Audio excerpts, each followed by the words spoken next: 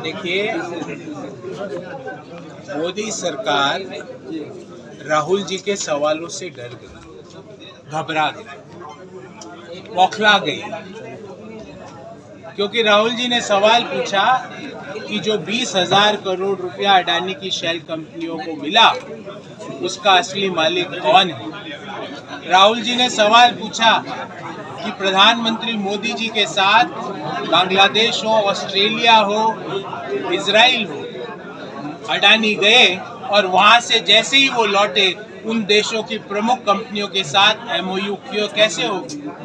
राहुल जी ने सवाल पूछा कि जब प्रधानमंत्री जी ऑस्ट्रेलिया गए तो स्टेट बैंक ने अडानी को ऑस्ट्रेलिया में माइंस खरीदने के लिए $1 बिलियन का लोन स्वीकृत कैसे कर दिया। ये रिश्ता क्या कहलाता है और ये रिश्ता क्यों महत्वपूर्ण है, क्योंकि यही सवाल राहुल गांधी जी ने पूछे।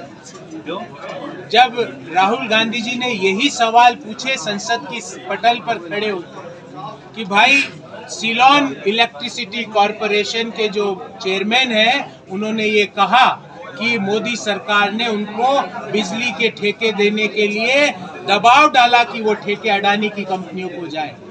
तो ये सारे सवाल जब राहुल जी ने संसद के पटल पे खड़े होकर पूछे तो सबसे पहले तो वो सवाल जो उन्होंने सवाल पूछे उसको संसद की कार्रवाई से हटाया। फिर भी बात नहीं बनी, क्योंकि युवाओं के दिलों में वो सवाल अंकित हो गए। तो आनंद फानन में जो सूरत का जो पेंडिंग केस है उसको त्वरित किया गया। उसमें जो मैक्सिमम सजा थी 2 साल की, उसका ऑर्डर पास हो गया। उसके 24 घंटे के अंदर मकान खाली करने का नोटिस आ गया। उसके 24 घंटे के अंदर संसद की सदस्यता रद्द हो गई।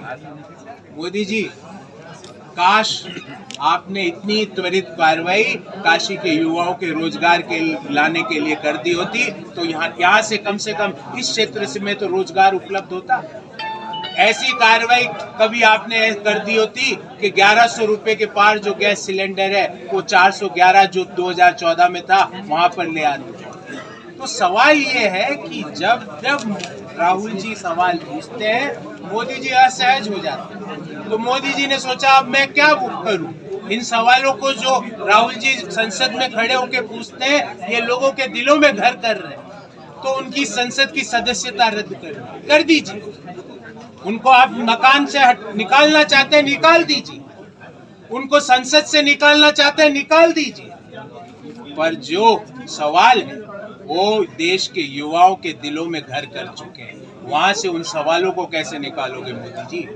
और वो सवाल ये है कि 20,000 करोड़ रुपया अडानी को शेल कंपनियों के थ्रू मिला, उसका असली मालिक कौन है।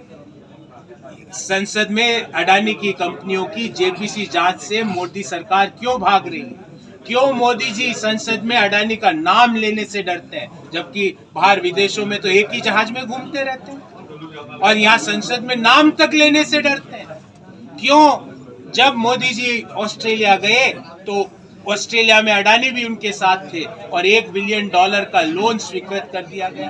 क्यों सीलोन इलेक्ट्रिसिटी बोर्ड जो श्रीलंका का बिजली बोर्ड है उसके ऊपर उसके चेयरमैन ने कहा कि मेरे पे मोदी सरकार का दबाव था कि मैं बिजली का ठेका अडानी को दे दूं? क्यों बांग्लादेश में जब प्रधानमंत्री जाते हैं तो पावर वहां से जो पावर हिंदुस्तान से पावर परचेज का जो काम था वो झारखंड में जो पावर जनरेशन की जो यूनिट है वो अडानी के हवाले कर दी जाती है?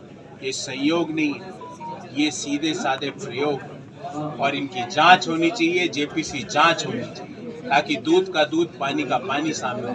यही सवाल राहुल जी ने पूछे और इन सवालों ने मोदी जी को असहज कर दिया, इसलिए उन्होंने सारे हथकंडे अपना लीजिए, हम तो घर भी खाली कर देंगे। पर देश के लोगों के दिलों के घर जो सवाल घर कर चुके हैं वो कभी खाली नहीं होंगे जब तक इन सवालों का जवाब देश के युवाओं को, देश के मध्यम आय वर्गीय परिवारों को, निम्न आय वर्गीय परिवारों को नहीं। सर महोदय जी अगर